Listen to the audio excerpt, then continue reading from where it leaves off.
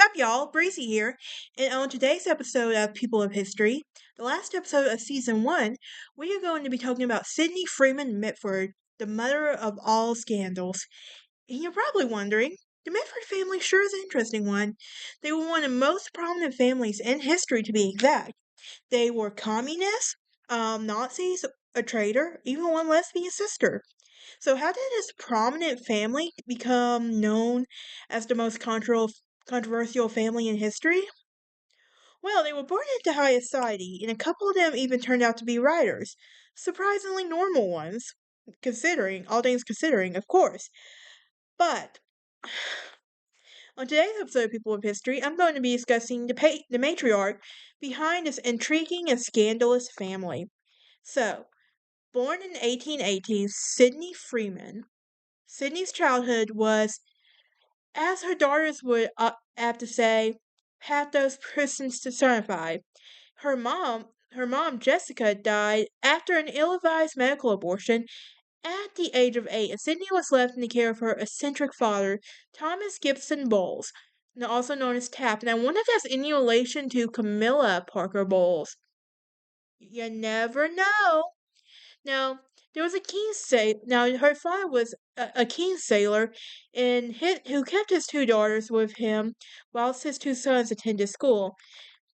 There was an 8-month voyage in the Middle East on his 150-ton sailing schooner in Nereid, where the motherless children weathered terrifying storms, where they were left to their own devices after their governess, Rita Shell, known as Tello, and became incapacitated with seasickness, and on their journey home the schooner was also wrecked in a hurricane off the coast of Syria, when, against the advice of port authorities in Alexandria, Tap set sail after he learned Tello was having an affair with a young naval officer.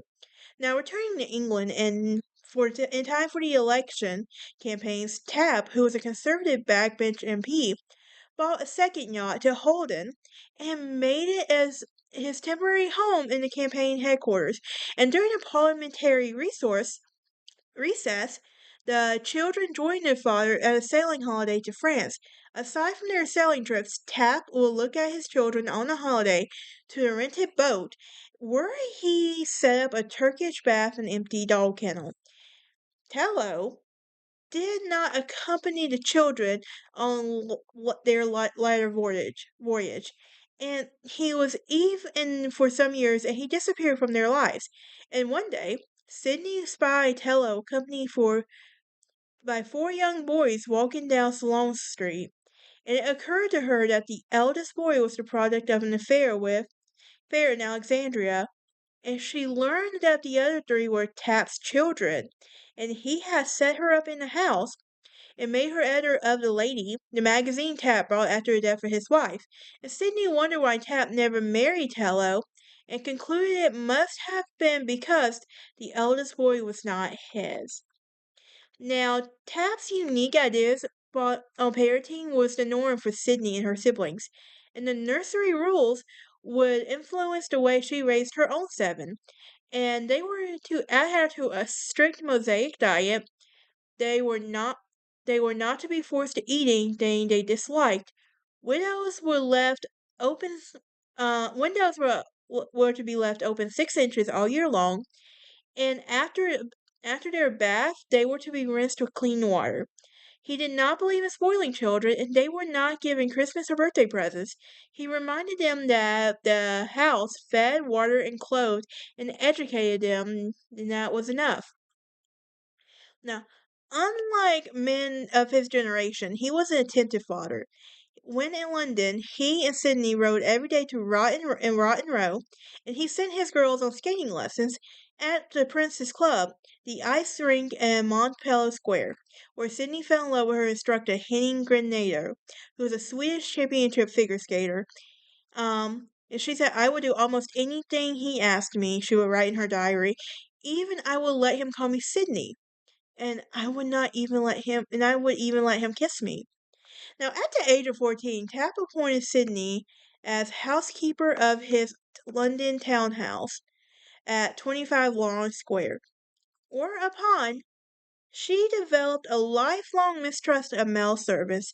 She found them drunken and unreliable, and the butler and the footman were amused by this tall, angular young girl, dressed in stick-starched sailor suit, and the sailor suit was worn every day, and Tab thought it was appropriate for all occasions, until a lady friend suggested that he should buy his 18-year-old daughter some decent clothes befitting her age and her social standing. In 1894, Sydney was accompanied by her father to visit his good friend Lord Resdale Agonel Bertram Mitford, aka Bertie, at his country house in Basford, and it was at Basford that she would meet their Lord Resdale's son, David Freeman-Mitford, who at the time was only 17 and was classically handsome with bright blue eyes, blonde hair, and tan complexion. Dressed smartly in old brown velveteen keeper's jacket, he stood in the vast library with his books on with his back to the fire, and he had one foot casually resting on the fender. At that moment, Sydney wrote in her unpublished memoir she lost her heart. The infatuation with David was short-lived, for she went on to Salem hoping to earn a fortune at the tea planter, and Sydney herself was busy growing up. And 4 years later, she became a debutante, highly intelligent and possessing domestic capabilities, rare for a woman of her standing. There was talk of sending her to Girlton, the women's college in Cambridge, and however, for an unknown reason, the idea was not pursued.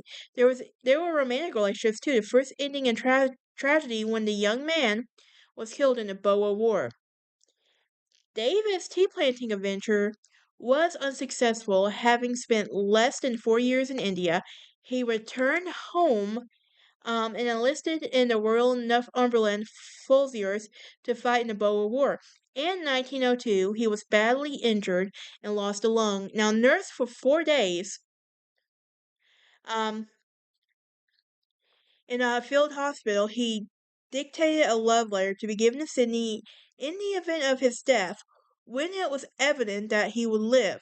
And he was also carried back to the camp in a bullock cart um, to his swarmings around with his maggots.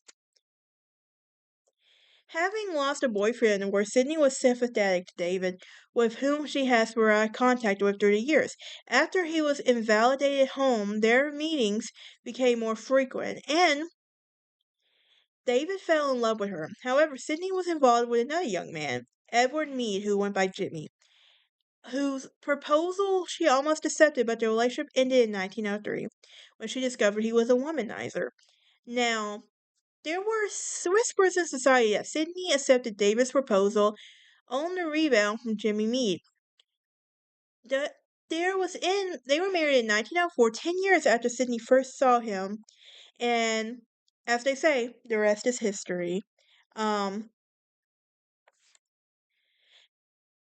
but it was at 6 o'clock on November 28, 1904. There was a little baby born, with thick black hair, pale skin, and green eyes. Now, Parv immediately decided that this child should be named Ruby. The baby is splendid, as she will go on the right. The baby is splendid 91 over 91 and a half pounds at birth. 9.5 pounds at birth, I'm sorry. Um, and the prettiest little girls you could see or happiest could not be greater. He would write to his mom. Now, 1 week later, Sydney was well enough to take interest in the baby and decided that Ruby had to go.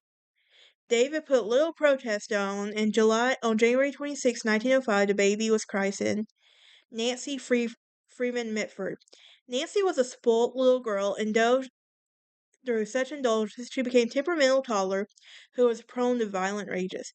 And Nancy would bellow in the pram out on the way to the park, and Nancy was one of the ponies screaming to be put down. So, um, now here's the thing. She is, now, With her children, they really did take center stage in 20th century history, and they were wildly differing political views and literary successes. Sydney was known for to her children as Mub, and was the formal and eccentric in her own right. Now, in 1904, she would marry David. Together, they would have 7 children: Nancy, Pamela, Thomas, Diana, Unity, and Jessica and Deborah. So, here's something very striking about Sydney is that her life, she was unwavering in her political alignment. And during the 1930s, her and her husband initially showed the admiration of the National Socialist movement in Germany. However, when World War II broke out, David renounced his fascist sympathies, and Sydney refused to renounce them, which caused a permanent estrangement between them. And they lived apart for the remainder of their lives, with Sydney moving to the remote Scottish island of Inchkenneth, where she lived out her final years in relative isolation. Now, what was her personality like? Well, she was known for her strict and often bizarre views on health, including the belief in new food and a skepticism toward traditional medicine. She was the daughter of Thomas Gibson Bowles, who was the founder of the Lady and Vanity Fair magazine, and her childhood was marked by her father's eccentricity, including long voyages and sailing yachts. Now, there is also a Mitford aura, and basically what this means is, while less famous than her daughters, she provided a peculiar, aristocratic, and often cold environment, and that shaped their distinct and often clashing personalities. She would die in 1963, and she was buried at St. Mary's Churchyard in Swinbrook, along several of her children. That is it for this episode. Y'all have a great day, and I'll see you next time.